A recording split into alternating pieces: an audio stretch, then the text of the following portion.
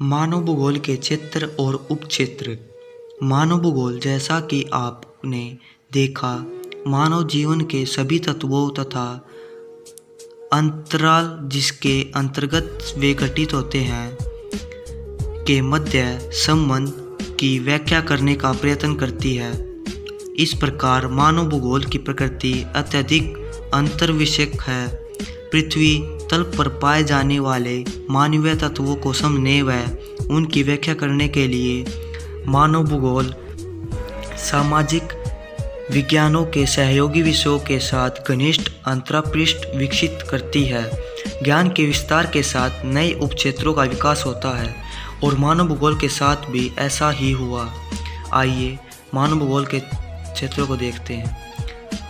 आपको अनुभव किया होगा कि यह सूची विशाल और विस्तृत है। यह मानव के विस्तृत होते परिमंडल को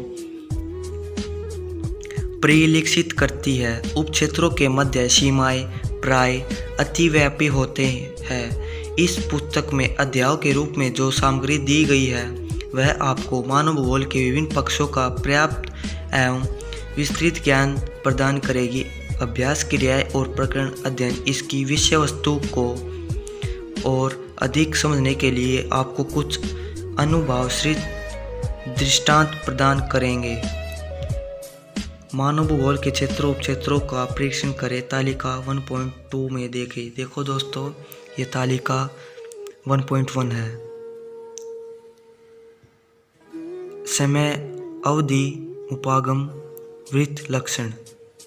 उपागम तो है अन्वेषण और विवरण, प्रादेशिक विश्लेषण, क्षेत्रीय विभेदन, स्थानिक संगठन, मानवतावादी, आमूलवादी और व्यवहारिकवादी विचारधाराओं का उदय। ये समय की अवधि है कि समय इस समय से है। आरंभिक उपनिवेशिक युग, उत्तर उपनिवेश युग, अंतर्युद्ध अवधि के बीच 1930 का दशक, 1950 के दशक के अंत से 1960 के दशक के अंत तक, 1970 का दशक।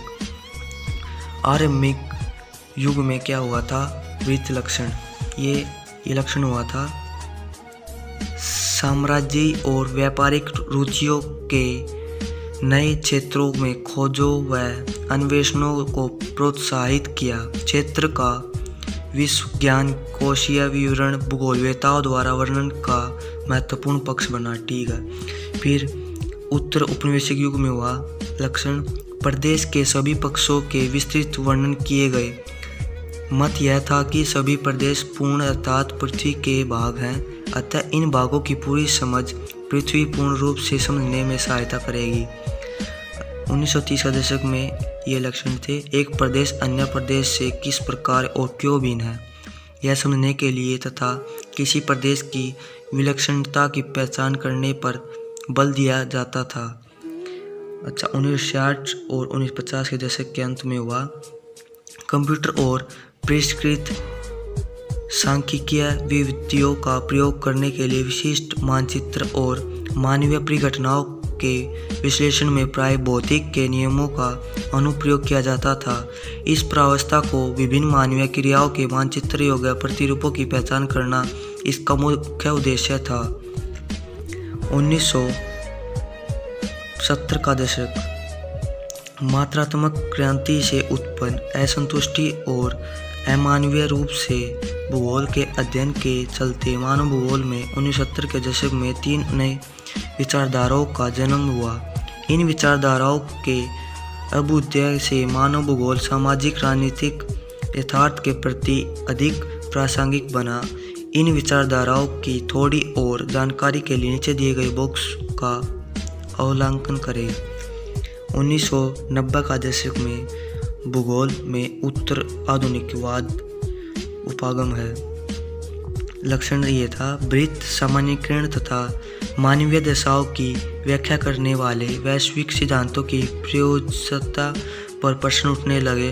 अपने आप में प्रत्येक स्थानीय संदर्भ की समझ के महत्व पर जोर दिया गया।